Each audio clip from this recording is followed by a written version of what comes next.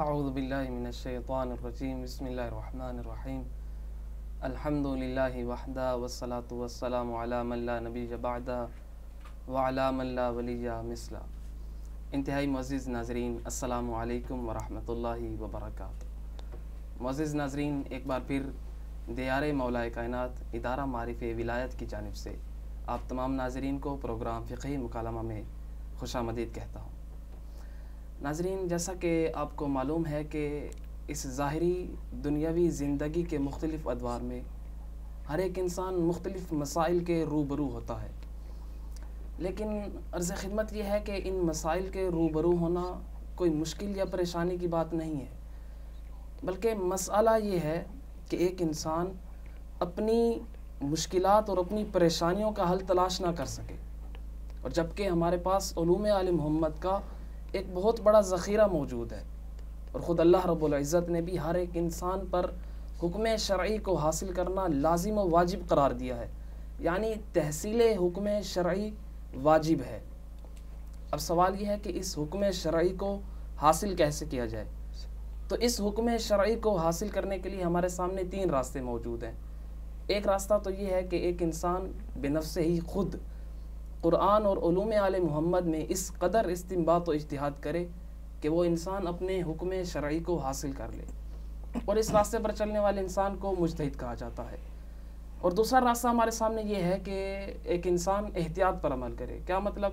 یعنی مثلا اگر ایک انسان کو شک ہو کیا میرے اوپر اس مقام پر نماز قصر واجب ہے یا نماز تمام واجب ہے، یعنی شک ہو کیا 2 رکعت پڑھنی ہے مجھے یا 4 رکعت پڑھنی ہے، تو پھر وہ انسان دونوں کو بجا لائے، یعنی 2 رکعت بھی پڑھے گا اور 4 رکعت بھی نماز بجا لائے گا، تاکہ وہ اپنے حکم واقعی کو انجام دے یعنی دونوں کو انجام دے گا، اور اس راہ پر چلنے والے انسان کو محتاط کہا جاتا ہے۔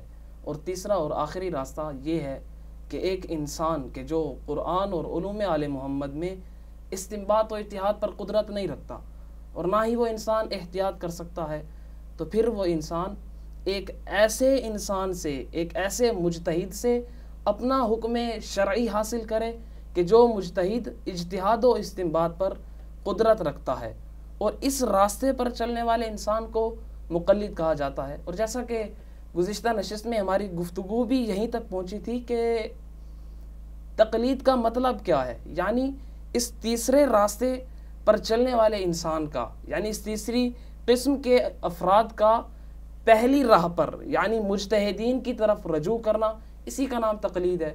اور یہ تقلید ایک امر واجب ہے، امر لازم ہے، جیسا کہ خود امام مولا حسن عسکری علیہ السلام سے ایک روایت ہے کہ آپ نے فرمایا وَأَمَّا مَنْ كَانَ مِنَ الْفُقَهَاءِ صَائِنًا لِنَفْسِهِ حَافِظًا لِدِينِهِ مُخَالِفًا لِهَوَا مُطِيعًا لِأَمْرِ مَوْلَا فَلِلْعَوَامِ يُقَلِّدُ۔ مولا نے کہا کہ فقہاء میں سے وہ فقیہ کہ جو ہر بری چیز سے اپنے آپ کو بچا کر رکھتا ہے اور اپنے دین کی حفاظت کرتا ہے اور اپنے خواہشات کو دبا کر رکھتا ہے اور اپنے رب کی اطاعت کرتا ہے، تو عوام کو چاہیے کہ عوام اس فقیہ کی، اس صاحب بصیرت کی تقلید کریں۔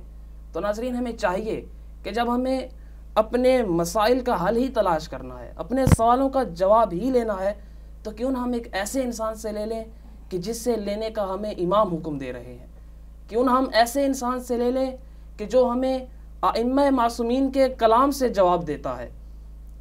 اور اسی فقیہ پر کتنے شبہات پیش کیے جاتے ہیں، بس انہی شبہات میں سے کچھ ذکر کر دیے گئے گزشتہ نشست میں، اور باقی کو ذکر کرنے کے لیے ایک بار پھر ہمارے ساتھ موجود ہیں آج کی اس نشست میں حوزہ علمیہ نجف اشرف کے عزیز استاد جناب مولانا تقی ہاشمی صاحب۔ السلام علیکم آپ سب۔ وعلیکم السلام ورحمۃ اللہ وبرکاتہ۔ خیریت سے؟ الحمدللہ، آپ کی دعائیں۔ الحمدللہ۔ آپ سب ایک بار پھر خوش آمدید کہتا ہوں۔ بہت شکریہ جی۔ آپ سب جیسا کہ شبہات کا ہم ذکر کر رہے تھے کہ اجتہاد و تقلید پر کیا کیا شبہات عارض ہوتے ہیں، تو وہیں ایک شبہ یہ بھی عارض ہوتا ہے، یعنی سوال کیا جاتا ہے کہ، اور ہم دیکھتے ہیں ہر فقیہ اپنی توضیح المسائل کے پہلے صفحے پر یہ لکھتا ہے کہ ان مسائل پر عمل کرنے سے ایک انسان بری و ذمہ ہے، یعنی وہ مجتہد ضمانت لے رہا ہے۔ اور جیسا کہ آیت اللہ العظمہ حافظ بشیر حسین نجفی دام ذلہ العالی نے بھی اپنی منہاج میں یہ بات تحریر کی تقلید کی جب تعریف کی تو کہا کہ فَيَجْعَلُهُ مَسْئُولًا عَنْ حُکْمِ أَعْمَالِهِ امام اللہ تعالی سبحانہ. یعنی کہ ایک انسان جب کسی فقیہ کی تقلید کرتا ہے تو وہ انسان اس فقیہ کو مسئول یعنی ذمہ دار قرار دیتا ہے. تو یہ ایک طرف ہو گئی فقہا کی، یعنی فقیہ ذمہ دار ہوتا ہے، اس کے اوپر ایک ذمہ داری ہوتی ہے. اور دوسری طرف قرآن کو اگر ہم کھول کر دیکھیں تو واضح الفاظ میں قرآن یہ کہتا ہے کہ بسم اللہ الرحمن الرحیم وَلَا تَزِرُ وَازِرَةٌ وِزْرَ أُخْرَىٰ، کہ اس دن ایک انسان دوسرے کا بوجھ نہیں اٹھائے گا، یعنی کوئی کسی دوسرے کا ذمہ دار نہیں ہوگا. تو قبلہ ایک طرف فقہا کہہ رہے ہیں کہ ہم ذمہ دار ہیں، قرآن کہہ رہا ہے کہ کوئی ذمہ دار نہیں ہے. تو اس کے بارے میں آپ کیا کہتے ہیں کہ یہ کھلم کھلا تضاد ہی ہے؟ بہت شکریہ جی. اعوذ باللہ من الشیطان الرجیم، بسم اللہ الرحمن الرحیم، الحمدللہ رب العالمین، والصلاة والسلام علی محمد وآل محمد واللعنۃ الدائمۃ علی اعداء محمد وآل محمد، اما بعد، وفقنا اللہ وإیاکم للعلم والعمل الصالحین انشاءاللہ تعالی، رب یسر ولا تعسر تمم بالخیر. سوال کے اندر جو آپ نے آیت پیش کی کہ کوئی کسی کا بوجھ، کوئی کسی کا گناہ نہیں اٹھائے گا، ہر کوئی اپنے گناہ کا خود ذمہ دار ہے. تو قبل اس کے کہ میں اس کا جواب دوں، میں آپ کے سامنے کچھ سوال رکھتا ہوں کہ اگر ایک انسان دوسرے کو گمراہ کرے تو کیا گمراہ کرنے والا اس کا بوجھ نہیں اٹھائے گا؟ فرض کریں کہ ایک گوشت ہے، کھانا ہے، اور کوئی آ کے کسی کو جھوٹ بولے اور کہے کہ یہ جو کھانا ہے وہ پاک ہے اور حلال ہے، اور وہ چونکہ اسے نہیں پتہ کہ یہ جھوٹ بول رہا ہے، اس کو اس بات کا علم نہیں ہے، اور وہ اس کے اوپر بھروسہ کرتا ہے کہ چلیں اس مومن نے کہا ہے کہ یہ گوشت حلال ہے، پاک ہے، وہ اسے کھا لیتا ہے. اب قیامت کے دن پتہ چلتا ہے کہ وہ گوشت تو حرام تھا. تو کیا آپ کہیں گے کہ کیا اس بندے کو عذاب ملنا چاہیے کہ جس نے حرام گوشت کھایا ہے؟ وہ تو کہے گا کہ میں نے تو جان بوجھ کے نہیں کھایا. تو پھر عذاب کس کو اس کا ملنا چاہیے؟ عذاب اسی کو ملنا چاہیے کہ جس نے اسے گمراہ کیا ہے، جس نے اس سے غلط بیانی کی ہے. تو اس سے ہمیں کیا سمجھ آتا ہے کہ کوئی بھی اگر کسی کو گمراہ کرتا ہے، کوئی بھی اگر کسی کو غلط بات کی طرف متوجہ کرتا ہے، غلط بات بتاتا ہے، تو وہ جو غلط کام کرنے والا ہے اگر تو وہ بھی جان بوجھ کے اس کی بات پہ اعتماد کر رہا ہے، اس کے پاس اس کی بات کے اوپر بھروسہ کرنے کے لیے کوئی شرعی دلیل بھی موجود نہیں ہے، وہ سستی میں بس ایسی اس کی بات پہ خواہش نفسانی میں اس کی بات پہ عمل کرتا جا رہا ہے، تو ایک تو وہ خود بھی گناہ گار ہوگا اور پھر اس کے گناہ کا بوجھ اس گمراہ کرنے والے کو بھی ملے گا. بالکل ایسے ہی کہ جیسے انسان کسی کو ہدایت اور نیکی کی تعلیم دے تو وہ جب اس کے اوپر عمل کرتے ہیں نیک کام کے اوپر، تو روایات کے مطابق خود اس کو بھی ثواب ملتا ہے، اور جو اس کے لیے وسیلہ بنا ہے نیک کام بتانے کا، اس کو رہنمائی کرنے کا، اس کو بھی ثواب ملتا ہے.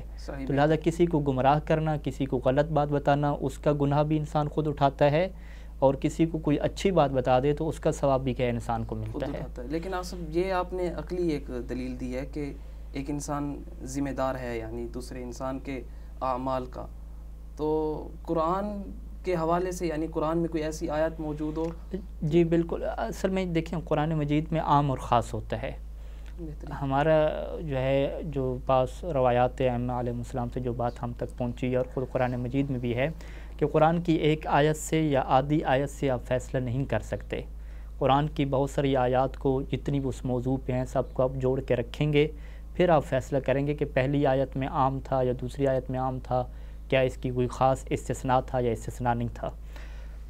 ابھی جو آپ نے آیت شریف کی تلاوت فرمائی کہ وَلَا تَزِرُ وَازِرَةٌ وِزْرَ أُخْرَىٰ، یہ قرآن میں 3-4 جگہ پہ یہ آیت آئی ہے، شاید اس سے بھی زیادہ آئی ہو. یہ جو آیت ہے سورہ انعام میں 164 نمبر آیت بھی یہ میرے سامنے کیا موجود ہے. اب اس آیت میں ایک عمومی بات ہو رہی ہے کہ کوئی کسی کا بوجھ نہیں اٹھائے گا. لیکن اگر ہم اسی طرح کی اور آیات کا مطالعہ کریں، جیسے کہ ہم سورہ نحل میں چلے جائیں، سورہ نحل کی آیت نمبر 25، وہاں پہ کیا ارشاد ہوتا ہے؟ بسم اللہ الرحمن الرحیم. لِيَحْمِلُوا أَوْزَارَهُمْ كَامِلَةً يَوْمَ الْقِيَامَةِ وَمِنْ أَوْزَارِ الَّذِينَ يُضِلُّونَهُمْ بِغَيْرِ عِلْمٍ. اب قرآن کیا کہتا ہے کہ یہ لوگ قیامت کے دن اوزارہم کاملتاً اپنا بوجھ بھی مکمل اٹھائیں گے، ومن اوزار الذین اور ان لوگوں کا بھی بوجھ اٹھائیں گے کہ یضلونہم بغیر علم کہ جن کو ان لوگوں نے گمراہ کر دیا تھا. کیسے گمراہ کیا تھا؟ بغیر علم. وہ لوگ تو نادان تھے، لا علم تھے. اب انہوں نے ان کو گمراہ کیا تو اب قیامت کے دن اپنے بوجھ کے ساتھ ساتھ قرآن کہہ رہا ہے کہ وَمِنْ أَوْزَارِ الَّذِينَ يُضِلُّونَهُمْ، یہ ان کا بھی بوجھ اٹھائیں گے کہ جن کو انہوں نے گمراہ کیا ہے۔ اور پھر قرآن کہتا ہے کہ أَلَا سَاءَ مَا يَزِرُونَ، یہ کتنا ہی برا بوجھ ہے کہ یہ جو اٹھا رہے ہیں، ایک تو اپنا بھی مکمل گناہ اور دوسرا جو دوسرے کا گناہ ہے یہ بھی اٹھا رہے ہیں۔ اب دیکھیں کیا یہ قرآن کی آیت پہلی آیت سے ٹکرا گئی؟ پہلی میں تو قرآن کہہ رہا تھا کہ کوئی کسی کا بوجھ نہیں اٹھائے گا، جبکہ یہاں پہ قرآن کیا کہہ رہا ہے کہ یہ اپنا بوجھ بھی مکمل اٹھائیں گے اور ان کا بوجھ بھی اٹھائیں گے۔ تو اس سے ہمیں کیا نتیجہ ملتا ہے؟ ہم کہیں گے کہ پہلی آیت عام ہے، ایک عمومی بات ہوئی ہے، دوسری آیت میں یہ بات خصوصی طور پہ ذکر ہو گئی کہ کوئی اگر کسی کو گمراہ کرتا ہے تو وہ جو گمراہ کرنے والا ہے وہ اس بندے کا بوجھ اٹھائے گا جس کو اس نے کیا گمراہ کیا ہے۔ اب اگر گمراہ کرنے والا جو گمراہ ہونے والا ہے اس نے بھی سستی کا مظاہرہ کیا ہے اور اس نے بھی جو ہے وہ خواہش نفس کی پیروی کرتے ہوئے اس کی بات ایسے آنکھیں بند کر کے مان لی ہے، اس کے بارے میں تحقیق نہیں کی کہ کیا یہ عادل ہے، سچا ہے، بس ایسے جھوٹا تھا، ناقابل اعتماد تھا، مجہول انسان تھا، بات مانتا گیا۔ جس طریقے سے آباء و اجداد کی جو لوگ تقلید کرتے ہیں ان کی بات کو ایسے مان لیتے ہیں، تو وہ ایک تو وہ خود بھی اپنی کوتاہی کی وجہ سے گناہ اپنا بھی بھگتے گا، اور پھر جو اس کا گناہ ہے وہ اس کے ذمہ پہ بھی آئے گا کہ جس نے اسے کیا گمراہ کیا ہے۔ بس قرآن میں واضح طور پہ موجود ہے کہ جو لوگ بھی کسی کو گمراہ کرتے ہیں، جو لوگ بھی کسی کو غلط رستے پہ لگاتے ہیں، وہ اپنا بوجھ بھی اٹھائیں گے اور ان کا بوجھ بھی اٹھائیں گے۔ بہترین آپ سب پہلے عقلی جواب دیا آپ نے، پھر قرآن کی آیت بھی پیش کی ماشاءاللہ، لیکن کیا ائمہ معصومین نے کچھ کہا ہے اس بارے میں کہ کیا فقیہ یا کوئی ایک انسان کسی دوسرے کا ضامن ہوگا یا نہیں ہوگا؟ بالکل، ہمارے پاس جو روایات ہیں اس میں یہ بات بڑی واضح طریقے سے موجود ہے کہ جو بھی کسی کے لیے فتویٰ بیان کرتا ہے یہ بہت بڑی ذمہ داری ہے اور وہ اس کا ضامن ہوگا، قیامت کے دن اس کا ضامن ہوگا۔ اگر اس نے غلط فتویٰ بیان کیا، جھوٹ بولا، تو ایک تو گناہ گار بھی ہے اور پھر وہ اس کا ضامن ہوگا، یعنی اس کا جو بوجھ ہے جس نے اس کے فتوے پہ غلط طریقے سے عمل کیا وہ اس کا اٹھائے گا۔ اگر ہم کتابوں کی طرف جائیں تو میرے سامنے الکافی ہے، الکافی میں جو مرحوم کلینی علیہ رحمہ نے پورا باب باندھا ہے، اس باب کا نام کیا رکھا؟ باب ان المفتی ضامن۔ باب کا نام کیا رکھا کہ باب ان المفتی، کہ بے شک فتویٰ دینے والا ضامن ہوتا ہے۔ اسی طریقے سے وسائل الشیعہ میں چلے جائیں تو شیخ عاملی علیہ رحمہ نے انہوں نے بھی پورا باب باندھا، انہوں نے اس باب کا نام کیا رکھا کہ باب ان المفتی اذا اخطا، کہ جب مفتی فتویٰ دینے والا غلطی کرے، آثمہ تو وہ گناہ گار بھی ہوگا، وہ ضامنہ اور وہ ضامن بھی ہوگا۔ اسی طریقے سے علامہ مسیل رحمہ کی کتاب مرآۃ العقول میں آ جائیں، بہار میں آ جائیں، تو انہوں نے بھی وہاں پر باب باندھا، اس باب کا نام یہی رکھا کہ باب ان المفتی ضامن، یعنی باب کا نام ہی یہ رکھ رہے ہیں کہ فتویٰ دینے والا ضامن ہے۔ اور ظاہری بات ہے جب انہوں نے یہ نتیجہ روایات سے لیا ہے تو تبھی کیا ہے اس باب کا نام رکھا ہے۔ اور یہ ایسے نہیں ہے کہ جیسے انہوں نے کہا کہ باب کا نام انہوں نے باب الکذب، باب الغیبت رکھ دیا کہ جھوٹ کا باب۔ اب کیا جھوٹ کیا ہے، حلال حرام ہے، یہ تو نہیں بیان کیا، لیکن یہاں پہ اس طریقے سے نہیں ہے کہ زمان ہے یا نہیں ہے، یہاں پہ پوری ایک خبر ان المفتی ضامن، کہ مفتی ضامن ہے، باب کا نام ہی یہ پوری خبر کی صورت میں رکھ دیا۔ لہٰذا کوئی یہ نہ کہے کہ بھئی اب ضامن نہیں ہوگا جو روایات بیان کریں گے، نہیں، جب باب کا نام ہی یہ طے ہو گیا کہ مفتی ضامن ہے تو ایک مفتی ضامن ہے، انہوں نے یہی سمجھا۔ اور یہ جو جملہ ہے ان المفتی ضامن، یہ حقیقت میں امام معصوم کا جملہ ہے، اور ہم آپ کے سامنے جو ہے وہ فقط دو روایات اس میں پیش کریں گے۔ جو پہلی روایت ہے الکافی سے میں نقل کر رہا ہوں، وسائل الشیعہ میں بھی یہ روایت نقل کی، علامہ مسیل رحمہ نے اس روایت کو نقل کیا، اور دیگر تقریباً ہر کتاب میں یہ روایت آپ کو مل جائے گی۔ عبد الرحمن بن حجاج ہیں، وہ کہتے ہیں کہ کانا ابو عبداللہ علیہ السلام قائداً فی حلقۃ ربیعۃ الرائے، ربیعہ الرائے ایک مفتی ہے، قاضی ہے، فیصلہ کرنے والا ہے۔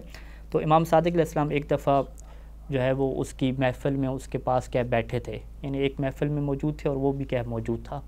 اور روایت کہتی ہے کہ فجا عرابی، ایک عرابی آیا، یعنی ایک بدو انسان آیا، اس نے فسأل ربیعۃ الرائے، اس نے جو ربیعہ راوی ہے، ربیعہ جو مفتی ہے، اس سے کیا سوال کیا، ان مسئلۃ، ایک مسئلہ کے بارے میں سوال کیا، فاجابہ، اس نے کیا اسے جواب دے دیا، فلما سکت قال له الاعرابی اهو فی عنقک، جب وہ جواب دے کر خاموش ہو گیا تو اب بدو نے اس سے سوال کیا، سوال کیا کیا کہ یہ جو جواب تم نے دیا ہے اس مسئلہ شرعی کا، اهو فی عنقک، کیا یہ تمہاری گردن پہ ہوگا، یعنی کیا تم اس کی ضمانت لیتے ہو؟ تو اب روایت کہتی ہے کہ فسکت عنہ الربیہ، ربیہ نے کچھ بھی نہیں کہا، وہ خاموش رہا۔ اب پھر روایت کے اگلے جملے کیا ہیں کہ وہ بالکل چپ رہا، ولم یرد علیہ شیئا، اور کچھ بھی نہیں بولا۔ اب اس عرابی نے کیا کیا، اس بدو نے کیا کیا، فاعاد علیہ المسئلۃ، جو سوال پہلے پوچھا تھا وہی سوال دوبارہ کیا ہے، دہرا دیا۔ اب جیسے ہی وہ سوال اس نے دوبارہ دہرایا تو فاجابہ بمثل ذلک، اس نے وہی پہلے والا جواب دے دیا. پوچھا کہ کیا آپ ضامن ہیں یا نہیں، یہ والا نہیں، وہ جو اس نے پہلے سوال شرعی پوچھا تھا وہی سوال دوبارہ پوچھا. صحیح. اب جب وہ دوبارہ سوال پوچھا اس نے جواب دے دیا. اب جب اس نے جواب دے دیا تو اب پھر عرابی نے وہی بات پوچھی کہ اہو فی عنقک، کہ ابھی جو تم نے جواب دیا کیا یہ تمہاری گردن پہ ہے، کیا تم اس کی ضمانت لیتے ہو؟ تو پھر روایت کہتی ہے کہ فساکت ربیہ، اب پھر ربیہ خاموش ہے. یعنی ہو کیا رہا ہے سسٹم کہ وہ عرابی اور بدو اس سے مسئلہ شرعی پوچھتا ہے تو وہ جواب دے دیتا ہے، لیکن جب اس سے پوچھتا ہے کہ کیا تم اس کی ذمہ داری لیتے ہو تو وہ چپ ہو جاتا ہے. پھر وہی مسئلہ شرعی دوبارہ پوچھتا ہے تو وہ جواب دے دیتا ہے، لیکن پھر اس سے پوچھتا ہے کہ کیا یہ تمہاری گردن پہ ہے، ذمہ داری لیتے ہو، پھر وہ چپ ہو جاتا ہے.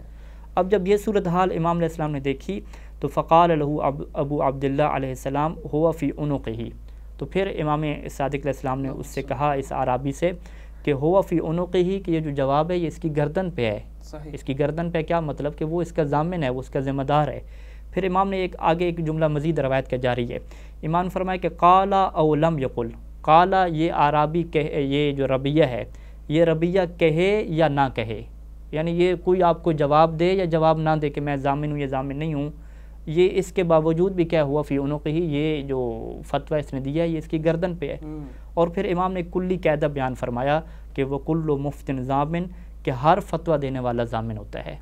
اب یہ جو جملہ ہے وہ کل مفتن ضامن، آپ احادیث کی کتابوں میں چلے جائیں، خود علامہ مشیر رحمہ شیخ خر عاملی نے اپنی دیگر کتابوں میں اس جملے کو قال الصادق علیہ السلام وکل مفتن ضامن، فقط یہی ایک جملہ کیا ہے روایت کے امام کا لے لیا. تو اب اس روایت میں ہم نے کہا کہ فتویٰ دینے والا قال او لم یقل، وہ آپ کو ذمہ داری کا کہے کہ میں اٹھاتا ہوں یا نہیں اٹھاتا، دونوں صورتوں میں یہ فتویٰ اس کی گردن پہ ہوتا ہے. کیوں؟ وکل مفتن ضامن، کیونکہ ہر فتویٰ دینے والا اپنے فتوے کا ضامن ہوتا ہے. اسی طریقے سے دوسری روایت ہے کہ یہ بھی اسی باب میں ہے الکافی کے، کہ جس میں جو ہے وہ ابو عبیدہ ہے وہ کہتا ہے کہ امام ابو جعفر علیہ السلام نے فرمایا کہ من افتى الناس بغیر علم ولا ہدی من اللہ، کہ جو لوگوں کو فتویٰ دے بغیر کسی علم کے، یعنی ظن کی بنیاد پہ فتویٰ دے، قیاس کی بنیاد پہ فتویٰ دے، ولا ہدی من اللہ، اور اللہ کی طرف سے جو ہدایت کی چیزیں ہیں قرآن اور حدیث، اس کی ہدایت کے بغیر فتویٰ دے تو لعنتہ ملائکۃ الرحمت، تو اس کے اوپر رحمت کے فرشتے بھی لعنت کرتے ہیں، وہ ملائکۃ العذاب، اور عذاب کے فرشتے بھی اس کے اوپر لعنت کرتے ہیں. اور پھر یہ جو اگلے جملہ امام نے فرمایا کہ ولاحقہ وزر من عامل بفتیاہ، ولاحقہ اس مفتی کو مل جائے گا، کیا مل جائے گا؟ وزر، وہ بوجھ، وہ گناہ مل جائے گا کہ من عامل بفتیاہ، کہ جس بندے نے اس کے فتوے کے اوپر عمل کیا ہے اس بندے کا وزر اور اس بندے کا گناہ اس مفتی کو لاحقہ مل جائے گا قیامت کے دن. اب اس روایت میں امام نے فرما دیا کہ جو لوگوں کو غلط فتویٰ دیتا ہے، اب غلط فتوے کے دینے کی بنیاد پہ جو ان کے غلط فتوے پہ عمل کر رہا ہے، تو اب ان کے جو عمل کا گناہ ہے وہ کس کو مل جائے گا؟ اسی مفتی کو مل جائے گا. اور یہی وہ بات ہے کہ اب مختلف الفاظ اس کی تعبیر کر لیں کہ یہ اس کی گردن پہ ہے، یہ اس کا ضامن ہے، اس کا بوجھ اس سے ملے گا. تو سب کا خلاصہ کیا ہے کہ جو بھی فتویٰ دیتا ہے وہ ذمہ دار ہوتا ہے. اگر اس نے غلط فتویٰ دیا ہے جان بوجھ کے، اپنی طرف سے قرآن و حدیث سے ہٹ کے فتویٰ دیا ہے، تو یقیناً وہ گناہ گار ہے. اور گناہ گار ہے تو وہ بلکہ نہ فقط خود اپنا گناہ اٹھائے گا، بلکہ جو اس کے فتوے پہ عمل کرتا جائے گا وہ بھی کیا گناہ گار ہے. اسی وجہ سے ہمارے یہاں ہے کہ آپ کسی بھی اگر مفتی کی تقلید کرتے ہیں تو ہر قسم کے مفتی کی اندھی تقلید نہ کریں، بلکہ پہلے دیکھ لیں کہ کیا اس کے اندر شرائط فتویٰ بھی موجود ہیں یا شرائط فتویٰ موجود نہیں ہیں. یہ جو آپ کہہ رہے ہیں کہ پہلے ہمیں دیکھ لینا چاہیے کہ ایک مجتہد کے اندر شرائط پائی جاتی ہیں یا نہیں پائی جاتی ہیں، کیا شرائط ہیں ایک مجتہد؟ جی بالکل، یہاں پہ دیکھیں یہ بات تو طے ہو گئی ہے کہ ہم اگر کسی سے بھی فتویٰ لے رہے ہیں تو فتویٰ کا مطلب یہ ہے کہ ہم جو ہے وہ اپنا دین اس سے لے رہے ہیں. اگر ہم دنیا میں دیکھیں کہ اگر ہم کسی سے مشورہ لیتے ہیں، کاروباری مشورہ لیتے ہیں، اپنے بزنس کے والے سے کوئی مشورہ کسی سے لیتے ہیں، تو ہم ایسا نہیں ہے کہ ہر کسی سے مشورہ لینے چل پڑیں، کیونکہ ہم انویسٹ کرنا چاہ رہے ہیں چاہے 1000 روپے کیوں نہ ہو، تو ہم یہ چاہتے ہیں کہ کوئی تجربہ کار انسان ہو، قابل اعتماد انسان ہو، جو ہمیں صحیح طریقے سے گائیڈ کرے. یعنی اگر ہمارے 1000 روپے کا مسئلہ ہو تو ہم ہر قسم کے بزنس مین سے اور ہر قسم کے کاروباری فرد سے مشورہ لینے کے لیے بھی تیار نہیں ہوتے، فقط جو تجربہ کار ہو اور قابل اعتماد ہو. اسی وجہ سے روایات سے جو فقہا نے استنباط کیا اور کہا کہ آپ فقط اسی مفتی اور اسی فقیہ کے فتویٰ پہ عمل کر سکتے ہیں کہ جس میں درج ذیل شرائط کیا ہوں موجود ہوں. اس میں سے پہلی شرط یہ میرے سامنے اس وقت منہاج الصالحین ہے سید سیستانی کی، مسئلہ نمبر 6 ہے کہ جس میں کہتے ہیں کہ یجوز تقلید من اجتمعت فیہ امور، کہ اس فقیہ کی تقلید کرنا جائز ہو جاتا ہے کہ جس میں یہ شرائط اور یہ امور موجود ہوں۔ اس میں سے پہلے کیا ہے کہ وہ بالغ ہونا چاہیے، نابالغ بچہ ممکن ہے اللہ نے اسے صلاحیت دی ہو وہ فقیہ بن جائے، تو لیکن اس کی کیا ہے تقلید نہیں ہو سکتی۔ دوسرا کیا ہے عاقل ہونا چاہیے، ظاہری بات ہے مجنون کی کوئی حیثیت نہیں ہے۔ تیسری ایمان شرط ہے، ایمان جب فقہ میں استعمال ہوتا ہے تو اس کا مطلب شیعہ اثنا عشری ہوتا ہے، یعنی ممکن ہے کہ کوئی شیعہ اثنا عشری نہ ہو لیکن اس کی سٹڈی اور اس کا مطالعہ اتنا زیادہ ہو کہ وہ استنباط پہ اور اجتہاد پہ قدرت پیدا کر لے، لیکن اس کے باوجود اس کی تقلید آپ نہیں کر سکتے، اس کی بات پہ بھروسہ نہیں کر سکتے۔ 3 شرائط ہوگی۔ چوتھی شرط کیا ہے، مرد ہونا چاہیے، خاتون کو بھی اللہ نے عقل دیا ہے، ممکن ہے وہ محنت کرے فقاہت تک پہنچ جائے لیکن اس کے باوجود اس کی تقلید نہیں ہو سکتی۔ اور اسی طریقے سے شرط کیا ہے، عدالت کی شرط ہے۔ عدالت کی شرط بہت اہم ہے۔ عدالت کا مطلب کیا ہے کہ وہ واجبات پہ عمل کرتا ہو اور حرام کاموں سے بچتا ہو، لہذا جو بھی کرپشن کرتا ہے، کرپٹ ہے فقیہ، اور اگر وہ حرام میں مبتلا ہے تو آپ اصلاً اس کی تقلید نہیں کر سکتے۔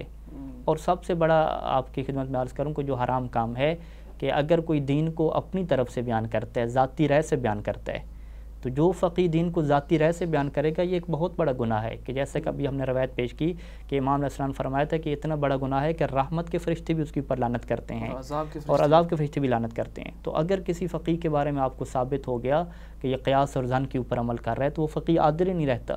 جب عادل نہیں رہتا تو آپ اس کی تقلید نہیں کر سکتے۔ لہٰذا پہلی شرط کیا ہے کہ فقیہ کو عادل ہونا چاہیے، واجبات پہ عمل کرتا ہو اور ہر قسم کے حرام کام سے بچتا ہو۔ اور اس کے علاوہ جو ہے وہ طہارت المولد، اس کی ولادت پاک ہونی چاہیے، ولد زنا یا جس کی ولادت حیض میں ہوئی وہ نہیں ہونا چاہیے۔ اور اسی طریقے سے وضبط بالمقدار المتعارف، جو حافظہ اس کا ہے وہ بھی متعارف عام لوگوں کی طرح صحیح ہونا چاہیے۔ اگر ایک فقیہ ایج کی اس سٹیج پہ پہنچ گیا ہے کہ جس نے پڑھنا اور پڑھانا چھوڑ دیا ہے، اب اس کا حافظہ نیچرل فطری طور پہ تھوڑا ہو جائے گا، جیسے اس کا حافظہ تھوڑا ہوگا تو آپ اس کی تقلید نہیں کر سکتے۔ اور چونکہ یہ سائنسی طور پہ بات ثابت ہے کہ اگر ایک انسان مطالعے اور درس و تدریس میں آخری سٹیج تک مصروف رہے، یعنی اپنی جس طرح روایات میں ہے کہ قبر تک علم حاصل کرو، تو اگر وہ قبر تک علم حاصل کرتا رہے، علم سکھاتا رہے لوگوں کو، تو یہ جو انسان کا ذہن ہے، اگرچہ جسم بوڑھا ہو جاتا ہے لیکن انسان کا ذہن پختہ رہتا ہے اور اس کا حافظہ کبھی کمزور نہیں ہوتا۔ اسی وجہ سے ہمارے فقہا جو ہم خود ان کو دیکھتے بھی ہیں کہ اتنی زیادہ ان کی عمر ہو گئی ہے لیکن کوئی بھی ان سے سوال کریں، کوئی بھی روایت کے بارے میں پوچھیں تو فوراً ان کو راوی کا بھی پتہ ہوتا ہے، مسئلے کا بھی پتہ ہوتا ہے۔ وہ اس کی وجہ کیا ہوتی ہے کہ وہ مسلسل پریکٹس میں ہیں، عبادات میں مصروف ہیں، درس و تدریس میں مشغول ہیں، پڑھا رہے ہیں، پڑھ رہے ہیں، تو جس کا ذہن چلتا رہے گا قبر تک تو اس کا ذہن صحیح رہتا ہے۔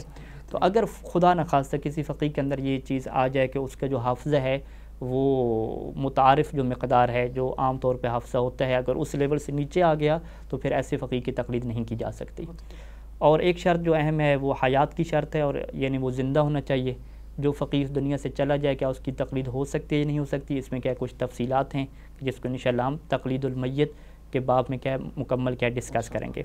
اور ایک شرط جو آخری ہے کہ اجتہاد، کہ اس فقیہ کے پاس اجتہاد اور فقاہت ہونی چاہیے، یعنی وہ انسان اجتہاد کرتا ہے، اجتہاد کا ملکہ اس کے پاس موجود ہو، قدرت کیا ہے موجود ہو۔ یہ اجتہاد کا ملکہ سب کتنے علوم ہیں، مطلب کیا کیا علوم، یعنی کتنے علوم ایسے ہیں کہ جن میں اجتہاد کرتا ہو، جن میں استنباط کرتا ہو؟ دیکھیں اجتہاد بیسیکلی جو لغت میں اس کا مطلب ہے اجتہاد کا وہ کوشش اور محنت کرنا، صحیح، ٹھیک ہے۔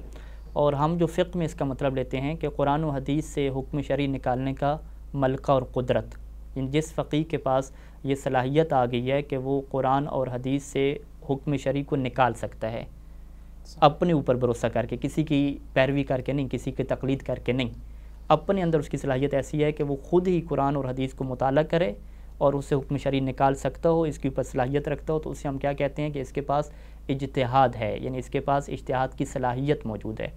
اور یہ جو صلاحیت ہے یہ کیسے آتی ہے؟ بنیادی طور پہ 2 چیزوں میں ہم تقسیم کرتے ہیں۔ پہلی چیز تو کیا ہے کہ قرآن اور سنت جو کہ ہمارا اسلام جس کے اندر نازل ہوا، ایک اسلام کا منبع ہمارے پاس کیا قرآن ہے، اور دوسرا اسلام کا منبع ہمارے پاس جو چشمہ ہے وہ احادیث کا ہے، 2 چیزیں ہیں۔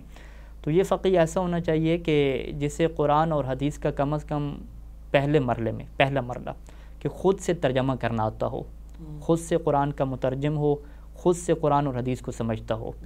اب خود سے قرآن و حدیث کو سمجھنے میں جو پہلی چیز آتی ہے وہ چیز یہ آتی ہے کہ وہ کسی ڈکشنری والے پہ اعتماد نہ کرتا ہو، کیونکہ ہم علم اصول فقہ میں یہ بات پڑھتے ہیں کہ قول اللغوی لیس بحجۃ، کہ ڈکشنری والا اگر کسی لفظ کا معنی بتا رہا ہے تو وہ ڈکشنری والی کی بات آپ کے لیے حجت نہیں ہے۔ اور یہ پریکٹیکل بھی ہے ہمارے پاس، کیونکہ جو اکثر عربی کی قدیم ڈکشنریاں لکھنے والے ہیں اور ان میں جو اکثر تعداد ہے وہ اہل تشیع اور مؤمنین حضرات کی نہیں ہے، ولایت علی علیہ السلام کے ماننے والوں کی نہیں ہے۔ اب ان لوگوں نے جو لغت کے معنی لکھے، جو عربی الفاظ کے انہوں نے معنی لکھے، وہ اپنے مذہب کے مطابق لکھے۔ کہ بہترین مثال ہمارے پاس لفظ غنیمت کی ہے کہ انہوں نے لفظ غنیمت کا مطلب کیا لکھا، جو جنگ سے حاصل ہوتی ہے، حالانکہ لفظ غنیمت کا جو مطلب تھا فائدہ تھا، کوئی بھی انسان کو فائدہ حاصل ہو، اور اسی سے حکم شرعی آگے تبدیل ہو جائے گا۔ کہ اب قرآن کہے گا کہ غنیمت کا خمس نکالنا ہے تو وہ کہیں گے نہیں فقط جنگ ہوگی تو پھر خمس نکالیں گے، ہم کہیں گے نہیں غنیمت کا جو مطلب ہے وہ کیا ہر قسم کا فائدہ ہے۔ لہٰذا پہلے مرحلے میں فقی جو ہے وہ لغات اور ڈکشنری کے اوپر عبور حاصل کرے گا اور وہ علم فقہ اللغہ پڑھے گا۔ فقہ اللغت ایک ایسا علم ہے کہ جو متروک ہے، زیادہ نہیں پڑھایا جاتا۔ فقہ اللغہ پڑھنے کے بعد اس فقی کو صلاحیت حاصل ہو جاتی ہے کہ وہ یہ جان سکے کہ کون سا معنی درست ہے جو ڈکشنری والے نے بتایا اور کون سا معنی درست نہیں ہے۔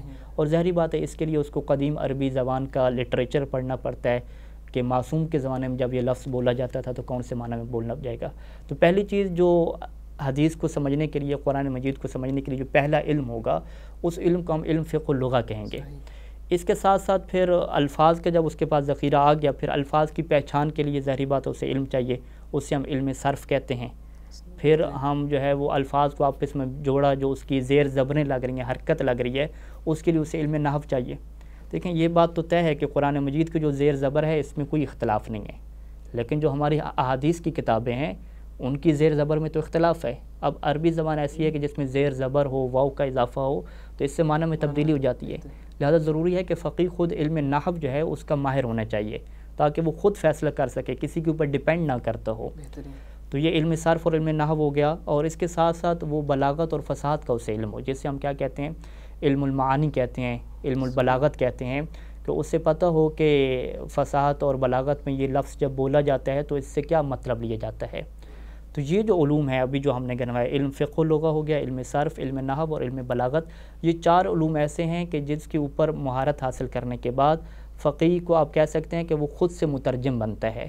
خود سے مترجم کیا مطلب کہ وہ کسی ڈکشنری والے پہ بھروسہ نہیں کر رہا، خود سے وہ علم اور یقین حاصل کر رہا ہے کسی معنی کے صحیح ہونے کا، وہ کسی زیر زبریں لگانے والے پہ بھروسہ نہیں کر رہا، خود سے روایات کی زیر زبریں لگا رہا ہے، اور وہ خود سے کیا ہے ترجمہ اس کا کر رہا ہے۔ تو یہ چار علوم پہلے مرحلے میں ضروری ہیں کہ کم از کم وہ خود سے روایات کو سمجھے گا ترجمہ۔ پھر اس کے بعد اگلا مرحلہ آتا ہے کہ روایات کو جوڑ کے آپس میں کہ کون سی عام ہے، کون سی خاص ہے، کون سی ناسخ ہے، کون سی منسوخ ہے، کون سی مطلق ہے، کون سی مقید ہے، کون سی محکم ہے، کون سی متشابہ ہے، ان چیزوں کو آپس میں جوڑ کے کیا نتیجہ نکالے گا۔ اس میں سب سے پہلا مرحلہ کیا آتا ہے، علم رجال کا مرحلہ آتا ہے۔ کہ علم رجال کیا مطلب، کیونکہ دیکھیں یہ بات طے ہے کہ قرآن مجید جو ہے وہ تواتر سے ہم تک پہنچا ہے، اس میں آپ یہ بات نہیں کر سکتے کہ کیا یہ آیت درست ہے یا درست نہیں ہے۔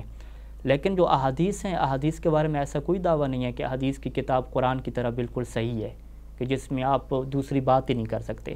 احادیث کے اندر لا ریب فیہ کا کوئی چکر نہیں ہے اس میں، بلکہ خود معصوم نے فرمایا ہے، گزشتہ اقساط میں ہم بیان کر چکے ہیں کہ اس میں تو سب کچھ مکس ہو چکا ہے، جھوٹ تک اس میں مکس ہو چکا ہے، عام خاص اس میں مکس ہو چکے ہیں۔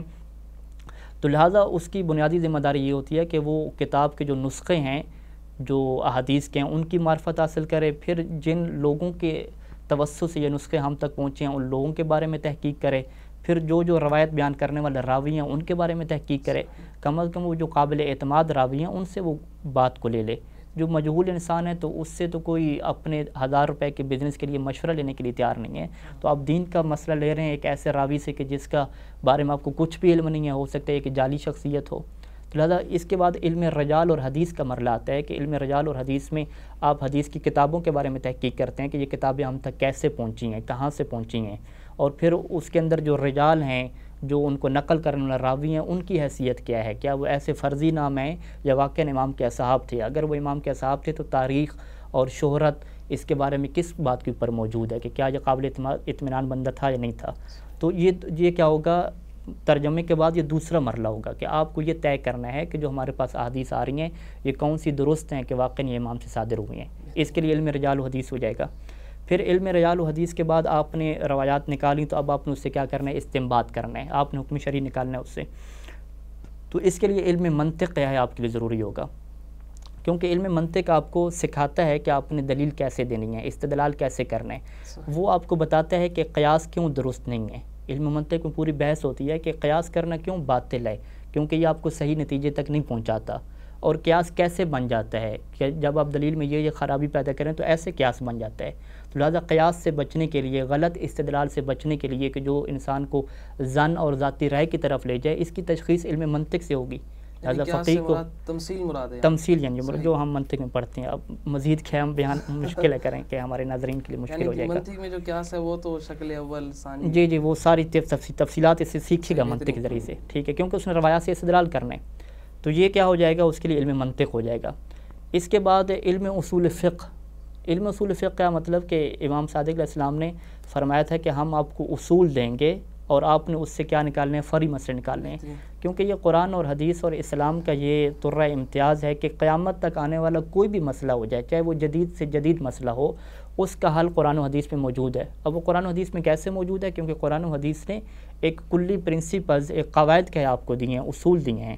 تو اگر ان اصول کے اوپر آپ بحث کر لیں گے، ان کو طے کر لیں گے، جو اصول قرآن و حدیث سے نکلے گئے ہیں، تو یہ آپ کے پاس کون سا علم بنے گا؟ علم اصول فقہ بنے گا. یعنی کچھ لوگ کہتے ہیں کہ اصول فقہ یہ ذاتی رائے کا بنایا ہوا علم ہے. یہ ذاتی رائے کا بنایا ہوا علم نہیں ہے، یہ خود احادیث سے استنباط شدہ ہے. جیسے اصول فقہ میں ہم قاعدہ استصحاب پڑھتے ہیں. اب قاعدہ استصحاب امام کی ایک حدیث ہے کہ اگر پہلے آپ کو کسی چیز کا یقین تھا، بعد میں اس کے بارے میں شک ہوا، تو آپ اسی یقین کو باقی رکھیں گے. یہ ایک قاعدہ ہے. اس قاعدے کی کیا تفصیلات ہیں، کیا اس کی شرائط ہیں، اب اس کے اوپر اتنی موٹی موٹی کتابیں تشکیل پا گئیں. ایک برات کیا ہے قاعدہ ہے، ایک احتیاط کیا ہے قاعدہ ہے. اگر کسی چیز کا حکم قرآن و حدیث میں موجود نہ ہو تو اس کے لیے امام علیہ السلام نے کون سے قواعد ہمیں تعلیم دیے ہیں، ان کا ہمیں علم ہے. تو یہ علم اصول فقہ کیا ہوگا؟ ماہر ہوگا. تو علم اصول فقہ، منطق اور رجال و حدیث. اس کے بعد فقیہ اس قابل بنتا ہے کہ اب وہ فقہ کے میدان میں آئے اور خود سے کیا کرے؟ استنباط کرے. یعنی اگر ہم ان چیزوں کو گنوانا چاہیں تو ہم کہتے ہیں کہ دو مرحلے ہیں. پہلا مرحلہ کہ فقیہ اپنے آپ کو اس قابل بنائے کہ کسی ڈکشنری والے پہ، کسی مترجم پہ، کسی زیر زبریں لگانے والے پہ ڈیپینڈ نہ کرے. خود سے اس کے پاس علمی طاقت آ جائے کہ وہ خود سے ہی ترجمہ کرے، خود سے ہی سمجھے. اور یہ تب ہو سکتا ہے کہ اس کے پاس 4 قسم کے علوم ہوں. پہلا علم فقہ اللغہ، دوسرا علم نحو، تیسرا علم صرف، اور چوتھا کیا ہے؟ علم فصاحت و بلاغت، جسے ہم علم المعانی کہتے ہیں.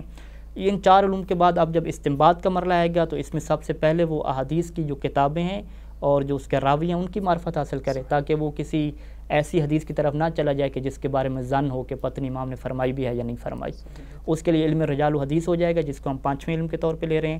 اور چھٹا علم منطق ہو جائے گا کہ جب اس نے استدلال کرنا ہے، قیاس سے کیسے بچے گا، قیاس سے کب قیاس کا ارتکاب کرے گا، اس چیز کی معرفت کے لیے علم منطق ضروری ہے. تو یہ 6 علم ہو گئے. اور 7واں علم ہم نے کیا رکھا؟ علم اصول فقہ رکھا کہ وہ فقہ کے کلی قواعد کے اوپر اس سے کیا ہے؟ بھروسہ ہونا چاہیے اور اس کے اوپر مہارت اس سے حاصل ہونی چاہیے. اور پھر ایک اور بات عرض کرتا چلوں کہ یہ جو علوم حاصل کریں گے، یہ ایسا نہیں ہے کہ آپ ایک دفعہ استاد سے پڑھ لیں، امتحان دے لیں، آپ کے 33% نمبر آ گئے، 7% نمبر آ گئے تو آپ ماہر ہو گئے. لیکن جو امتحان کا اور ایگزام کا سسٹم ہے، اگر فرض کریں ایک ڈاکٹر بنا اور اس کو ڈگری ملی، اس کی ڈگری پہ کتنے % نمبر تھے؟ 70% تھے یا 80% آپ کر لیں کہ 80% اسے ڈگری مل گئی. اس کا مطلب ہے کہ 20% جو اس نے کیا ہے وہ کیا کیا؟ اس نے غلطی کی ہے. 20% اس نے غلط لکھا ہے تبھی تو اسے نمبر نہیں ملے. اس کا مطلب اگر 100 مریض آ رہے ہیں تو 20 مریض کہیں خطرے میں کیونکہ اس نے غلطی کی ہے. تو ہمارا جو فقیہ ہوتا ہے اس میں کوئی غلطی کا چانس نہیں ہوتا، اس میں اصلا ظن کی کوئی گنجائش نہیں ہے. 100% اسے چاہیے. اور 100% ان علوم کے اوپر مہارت حاصل کرنے کے لیے ظاہری بات ہے فقط امتحان کا مرحلہ کافی نہیں ہوگا کہ امتحان لیں اور ڈگری حاصل کر لیں. لہٰذا ہمارے ہاں کوئی ڈگری کا کنسیپٹ نہیں ہے، ڈگری کا کوئی ایشو نہیں ہے. ہمارے ہاں ایک فقیہ خود منوائے گا اپنے آپ کو، خود پڑھے گا پہلے، پھر پڑھائے گا، پھر اس کے پاس جو شاگردان بیٹھیں گے، لوگ ہوں گے، خود اس کی گفتگو اور وہ خود اپنے آپ کو حوزے میں اور علمی مرکز میں ثابت کرے گا کہ مجھے ان علوم میں مہارت حاصل ہے. فقط ڈگری سے کام چلانا ہو تو یہ تو ایک ظن کی کیفیت ہو جائے گی کہ اتنے % آپ کے نمبر مل گئے ہیں اور باقی کیا ہے، اس کا مطلب ہے دین خطرے میں آ گیا باقی. تو ایسا کوئی بھی چانس کیا ہے فقیہ کوئی نہیں لیتا. بہت خوب آصف، بہت خوب، سلامت رہیں آصف، بہت شکریہ. اچھا آصف، یہ ہماری جو بات ہو گئی طویل تھوڑی، تو یہ تھی اصل میں فقہ کی شرائط بیان کرتے ہوئے کہ مطلب عادل ہو، بالغ ہو، عاقل ہو، وغیرہ وغیرہ. تو اصل ہم سنتے ہیں یعنی فقہ کے لیے عالم ہونا شرط ہے، اور جیسا کہ آپ نے جو شرائط بتائیں عالم اس میں ذکر نہیں تھا. تو یہ کیا کہتے ہیں آپ اس کے بارے میں کہ عالم کی کب ہے شرط؟ جی جی بالکل، ابھی مسئلہ نمبر 6 آپ نے اچھی توجہ فرمائی کہ اس کے اوپر کیا عالم کی شرط نہیں ہے. اصل میں عالم کی شرط کب پیدا ہوتی ہے؟ اگر آپ منہاج میں جائیں مسئلہ نمبر 6 میں اور پھر مسئلہ نمبر 8 میں چلے جائیں تو مسئلہ نمبر 8 میں انہوں نے لکھا کہ اذا اختلف المجتہدون فی الفتوی واجب الرجوع الی العالم، کہ جب فقہا کا فتویٰ میں اختلاف ہو جائے تو اس وقت عالم کی طرف جانا واجب ہے. اس وقت عالم کی تقلید، اس وقت عالم کی طرف رجوع کرنا یہ واجب ہے.